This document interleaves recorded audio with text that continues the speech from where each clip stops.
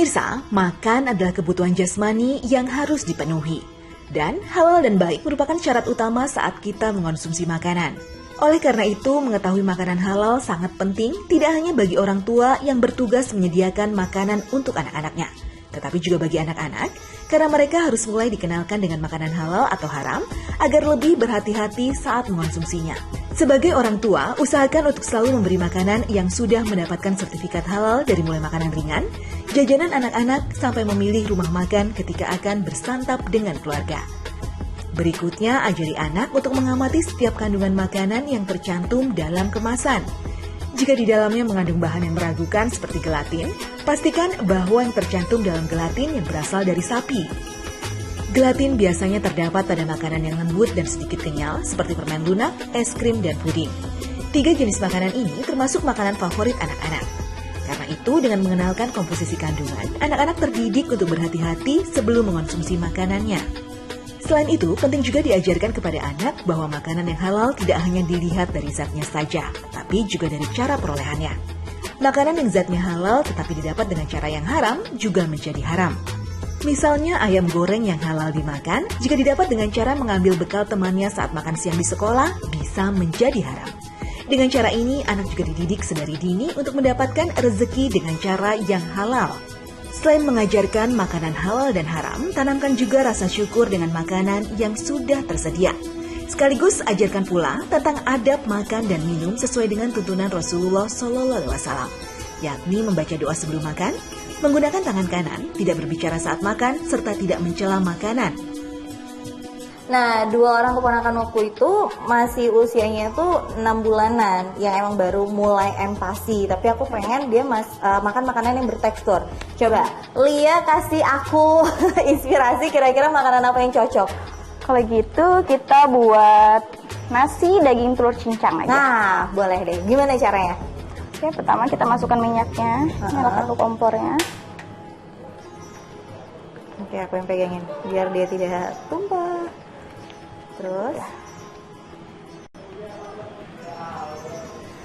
bisa dituang ininya.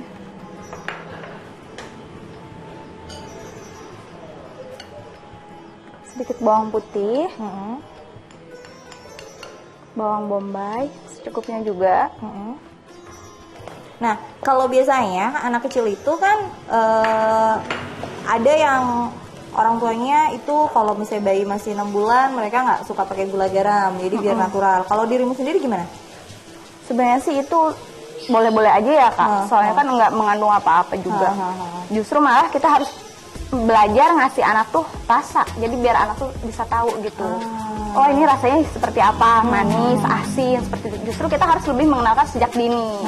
Benar-benar. Nanti anaknya kalau sudah besar karena nggak terbiasa dengan cap rasa, jadi malah susah makan. Malah susah makan, balik lagi malah susah makan. Iya. Terus boleh kita tuang dagingnya. Wah, oke.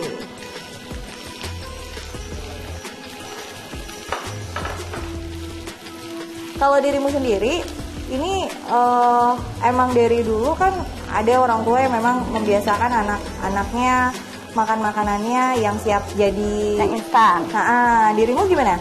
Kalau aku biasanya buat sendiri Kak, soalnya anak-anakku malah kurang suka kalau instan-instan. Oh gitu? Jadi aku harus kreasikan sendiri makanannya. Wah, kece. Nah mungkin ini pemirsa Muslimah Sek ini masih ada yang bingung gitu, yang kita maksud dari tadi ngebicara menu lengkap itu kayak gimana sih? Gimana kalau kita kasih tahu dulu aja, tayangannya ini dia. Pemirsa, nutrisi sangat dibutuhkan oleh balita dan anak-anak yang sedang mengalami masa pertumbuhan. Untuk itu sebagai orang tua, kita harus berusaha untuk memenuhi kebutuhan tersebut dengan makanan bergizi lengkap. Beberapa makanan bergizi yang dibutuhkan dalam pertumbuhan anak diantaranya telur. Di dalam telur mengandung protein yang baik dikonsumsi ketika sarapan. Telur juga menjadi salah satu makanan yang mengandung vitamin D alami untuk membantu tubuh menyerap kalsium. Selain telur, tahu juga merupakan sumber lain dari protein yang tak kalah bergizi. Berikutnya adalah oatmeal. Sebuah penelitian menyebutkan kalau balita dan anak-anak yang makan oatmeal lebih mampu berkonsentrasi dan penuh perhatian ketika di sekolah. Oatmeal juga kaya serat yang baik bagi pencernaan. Buah-buahan apapun jenisnya juga penting untuk diberikan kepada balita dan anak-anak setiap hari, karena di dalamnya mengandung banyak vitamin, mineral, serat, dan nutrisi lainnya. Semua jenis buah pada dasarnya baik untuk dikonsumsi anak-anak. Namun ada beberapa jenis buah yang baik sekali untuk dikonsumsi. Di antaranya adalah blueberry karena kandungan antioksidan yang tinggi di dalamnya. Selain itu, kacang juga penting untuk diberikan kepada balita dan anak-anak karena kacang punya lemak baik yang menyehatkan jantung. Berikutnya adalah susu. Susu mengandung protein dan kalsium yang merupakan sumber energi bagi otak dan tubuh. Protein membantu tubuh membentuk jaringan otak, sementara kalsium menjaga kekuatan tulang dan gigi. Tomat juga baik untuk dikonsumsi anak-anak karena di dalam tomat ada senyawa bernama likopen, antioksidan pelawan kanker. Memasak tomat sebelum dikonsumsi lebih disarankan karena kandungan likopen di dalamnya semakin meningkat. Sementara untuk urusan sayuran, kubis adalah makanan bergizi yang jelas dibutuhkan bagi balita dan anak-anak. Selain itu, brokoli, wortel, dan kale juga bisa diberikan kepada mereka untuk mencegah kanker dan meningkatkan kesehatan pencernaan. Sementara untuk ikan, salmon bisa dijadikan pilihan sebagai penambah gizi pada anak. Kandungan asam lemak omega-3 pada salmon menjadikan ikan tersebut sebagai makanan wajib konsumsi untuk balita dan anak-anak untuk menjaga perkembangan otak, mencegah depresi, dan menurunkan resiko inflamasi. Terakhir nih apa? Nasinya. Oke. Kita bisa matikan apinya ya, Kak, karena ini udah matang. Oh iya, jadi kita tinggal aduk rata aja. Iya, betul. Diaduk. Ini kamu udah memperkenalkan anakmu menu-menu kayak gini emang dari diri usia 6 bulan? Iya, betul. Dari usia 6 bulan. Ya udah, kita tinggal taruh ke sini, kita Oh, gitu. kukus. Ini kita mau dikukus. Ya, Nah, proses kukusnya ini berapa lama, Mbak Lia? 10 menit, 10 sampai 15 menit sih. Oke. Atau tinggal lihat ini udah sampai Iya. lembut atau belum. Gitu ya udah deh. Ini karena menu makanan kita yang kedua juga nunggunya 15 menit. Yang pertama juga hampir selesai. Kalau kayak gitu pemirsa Muslimah Sak ini jangan kemana-mana ya. Abis ini kita langsung kasih makan anak-anak.